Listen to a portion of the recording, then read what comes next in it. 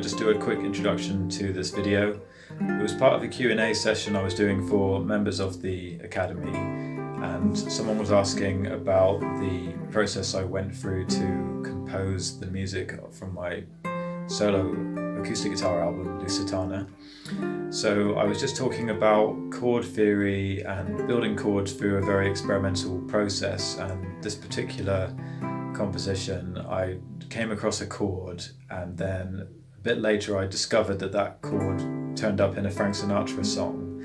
So that was kind of interesting because I thought it was a really unusual chord, and then I discovered later, when I first heard it I didn't know what the context of where's that chord from, and later on I discovered the context, but I also discovered that what was actually helping me to generate that kind of chord was looking at altered modes and what you can call Raag chords. When you look at a Raag of Indian classical music, and you can start to create chords from that Raag. So there's a few different ingredients to this, and it's only if you watch the whole video that you'll see how it relates to the Frank Sinatra song and to the Raag chord theory. So stick around if you like this kind of thing, and see you in the future on some more videos.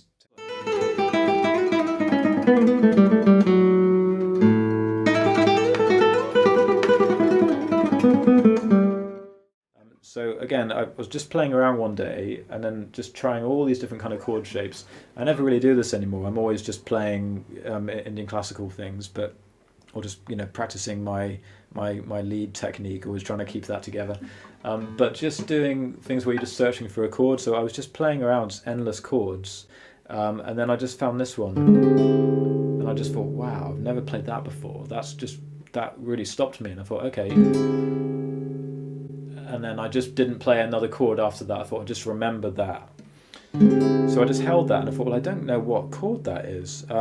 It's a bit like we could be playing like a minor 7 flat 5, but with an open E, like a D minor 7 flat 5, but with an open E. So you're getting that natural ninth on the top. So I thought, well, I mean, there's a scale which is like Locrian natural 2. Maybe it's that kind of thing. So it's important, if you know these altered modes, then you just know all the different possibilities. But then it's got the fourth in there as well. So yeah, I mean that's kind of in the Locrian scale, the fourth and the sharp 4. But having them both together seemed very strange in a chord. But I just thought I really like that. And again, you play that game of, well, I don't know where this is coming from. I don't know quite the best way to think about it theoretically, but I'm just going to follow my ear. Now, where does that want to go? Well, it just feels like it could just play this. This is just the C major. But instead of playing it like that, I'm playing it in first inversion, because I think that you get a nice change from that D going up. So instead of going down, it's, and also the other notes in the chord are going down. So if that's going down and then the bass note is going up, then you get just a nice little contrary motion. So I thought, okay, that's nice. It just can go to a C. And then I realised there's this Frank Sinatra song that I was really enjoying. It's called Night and Day. I think it was originally by Cole Porter, but I really love the Frank Sinatra version. And I realised that it had the same chord, and then the vocal melody started on that. It was like, night and day,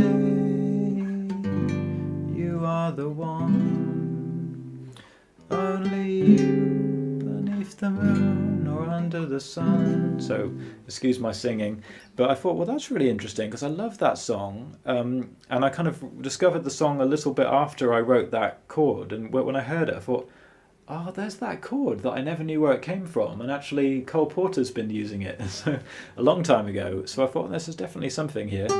It's kind of funny because it's what that is. That's basically like you could be doing a minor 7 flat 5 as your 2 chord, and then a G7 as your 5 chord, and then to a C major 7 as your 1 chord. So like a bit like a minor 2-5-1 would normally be D minor 7, G7, C major 7, just that kind of thing. but you can also do a minor 2-5-1 that can either resolve minor or can resolve to major. So it's like that, but it's just got that 11th on the top, which is, like I said, it's kind of weird because you get that tritone between the flat 5 that's in the chord, and then you get the natural 4th or 11th up there. And then my chord had the 9th as well, which made it a bit more spacey. But instead of the more kind of even progression with the 2-5-1, the progression I had just stays on those two chords. So it just stays with that and then straight to the C. But again, the C is more ambiguous because it's in first inversion. So these are just the kind of different musical ingredients that kind of can piece together. And to me, those kinds of chords influence the type of lead style that I would start to play over that. And as a bit later in that composition, it goes to like two other chords that are actually from what would be C Dorian. So it kind of switches into a C Dorian sound. It's got a nice Lydian quality, that chord. And then that walks back to that one. And sometimes I use the kind of just an open C chord to make it sound more resolved. So this kind of thing, again, I was just following my ear, I wasn't really thinking about it, but I can see that it's still relating to C, but it's like a C Dorian kind of sound. But the voice leading to me, those three chords, and then back to a C, just kind of mixed together. So really with these things, you need to follow your ear. It really helps if you know the different modal possibilities of chords. And as well as just learning the different modal chord progressions, so learning the diatonic harmony and then doing that for every mode. So if it's like a Dorian, you do it. Oh, sorry.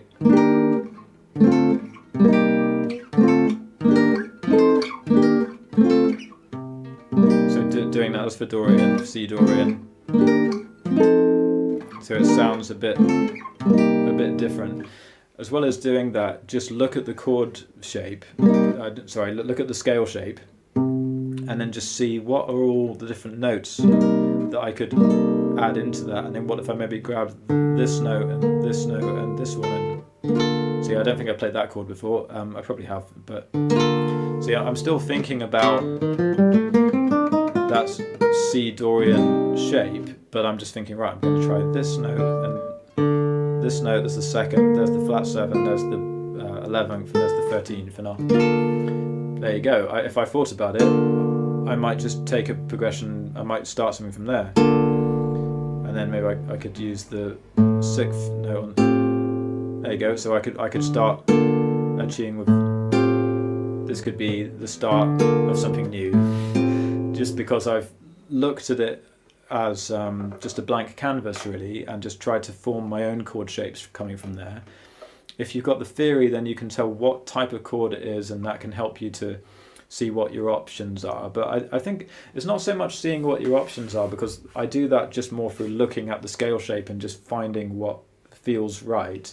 But it really helps if you've explored lots of different options and theoretically you've walked through different things, then you're more likely to just feel that freedom to explore, and it fine-tunes your senses. If you play loads of different types of modal chord progressions and see how they all map out, it's as if you've tasted all these different colours because you've walked yourself through this kind of process, and then your ears start to be drawn to different things. So if you hear a weird chord, even if you don't theoretically think about what it is, I can hear that it's going to resolve back there, because I'm used to the possibility of having a scale that